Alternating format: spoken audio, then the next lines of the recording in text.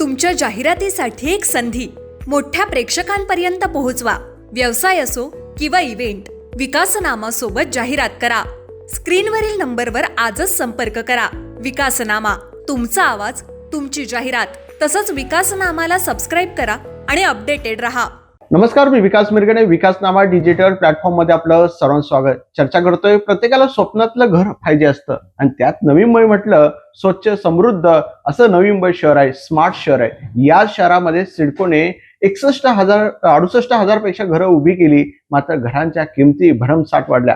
अशाच प्रकारे याचिकाकर्त्यांनी न्यायालयामध्ये धावत याचिका केली आणि या सगळ्या प्रश्नांना आपल्याशी बोलण्यासाठी अखेर सिडकोने नगर विकास खात्याला आणि सिडकोला दणका दिलेला आहे.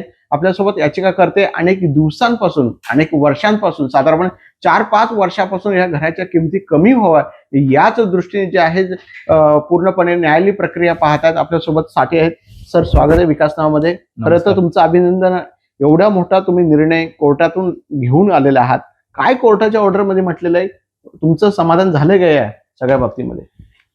निश्चितच मागील 2 वर्षापासून ऑक्टोबर 2024 मध्ये सिडकोने जी लॉटरी जाहीर केली त्याच्यामध्ये असलेल्या असंख्य त्रुटी, असंख्य बेकायदेशीरपणा, नियमांना अधीन राहून न केलेली कामे या अनुषंगाने आम्हाला कुठेतरी एक सामान्य नागरिक म्हणून अशी खंत होती की ह्या घरांच्या किमती निश्चित कमी होणं गरजेचं होतं. त्यासाठी आम्ही वारंवार माननीय मुख्यमंत्री, माननीय उपमुख्यमंत्री, माननीय स्थानिक आमदार, मंत्री सगळ्यांच्या भेटीगाठी घेऊन घरांच्या किमती कमी होण्यासाठी प्रयत्न केले. परंतु शेवटी समाधानकारक कुठलाही प्रतिसाद सरकारकडून न मिळाल्यामुळे आम्ही माननीय मुंबई उच्च न्यायालयामध्ये धाव घेत त्या ठिकाणी घरांच्या किमती संदर्भात याचिका दाखल केली आणि घरांच्या किमती ह्या LIG घटकातील लोकांना परवडणाऱ्या नसून त्या जास्त आहेत, त्या किमती कमी होणं अत्यंत गरजेचं आहे असं मांडलं. त्यावेळी मुंबई उच्च न्यायालयाने ह्याच्यामध्ये आम्हाला चांगल्या प्रकारे दिलासा देण्याचं काम त्या ठिकाणी झालेलं आहे. सर, 45 लाखापर्यंतच घरं घ्या असं सिडकोचं आणि जे 66-77 लाख ठेवले होते, न्यायालयाने फार फटकारलं. मर्सिडीज, सायकल वगैरे सगळ्या लोकांची क्षमतेवर प्रश्नचिन्ह निर्माण केला. सिडकोचा प्रश्न, घरं नेमकी कुणासाठी काढलेली आहेत? कसं असतं, पहिलाच प्रश्न उपस्थित होतो, जर का EWS आणि LIG हे क्रायटेरिया हे डिफाईन झालेले असतात. हे आपल्या सर्वोच्च लोकसभेमध्ये त्या ठिकाणी लोकांच्या उत्पन्न मर्यादेनुसार पॉलिसी डिसिजन घेतले जातात.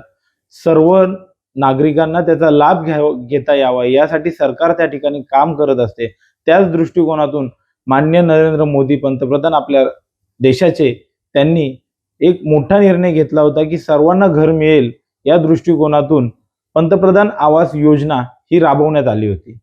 त्या योजनेच्या दृष्टिकोनातून EWS LIG कॅटेगरीतील लोकांना त्यांच्या उत्पन्न मर्यादेनुसार त्या घरांच्या किमती निश्चित करून त्यांना ती घरं देण्याचा मानस हा माननीय पंतप्रधान नरेंद्र मोदी साहेबांचा होता. त्या ठिकाणी आपण पाहायला गेलं तर 2018 मध्ये सिडकोने पहिली लॉटरी काढली, 2019 मध्ये दुसरी लॉटरी काढली. त्यावेळी घरांच्या किमती, घरांचे आकारमान या सगळ्या गोष्टी स्टेबल होत्या, सर्वसामान्यांच्या खिशाला परवडणाऱ्या होत्या. 18 आणि 25 लाखात मिळणारी ती घरं होती. पण त्याच्यानंतर आपण 2022 उदाहरणार्थ बामणडोंगरी असेल किंवा इतर ठिकाणी आपण पाहायला गेलो तर 30, 35, 40 लाख अशा घरांच्या किमती होत्या. त्यावेळी देखील माननीय राज साहेबांच्या पुढाकाराने, मुख्यमंत्री एकनाथ शिंदे साहेबांच्या हस्तक्षेपाने त्या घरांच्या किमती ह्या 6-7 लाखांनी कमी झाल्या. परंतु ऑक्टोबर 2024 साली जी लॉटरी काढली होती त्याच्यामध्ये LIG कॅटेगरीला, LIG उत्पन्न मर्यादेतील लोकांना हे कुठल्याच प्रकारचं कॅपिंग हे सिडकोने ठेवलं नाही. त्यामुळे जो ऍक्च्युअल बेनिफिशरी आहे, जो त्याचा मूळ घटक लाभार्थी आहे, तो लाभार्थी कुठेतरी भटकला जाऊ शकतो. त्या लाभार्थ्याला त्या लाभापासून कुठेतरी वंचित राहावं लागू शकतं.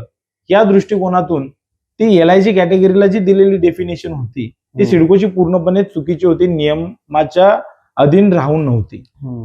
त्याच्यामुळे ह्या घरांच्या किमतींवरती कोणतेही बंधन नव्हते.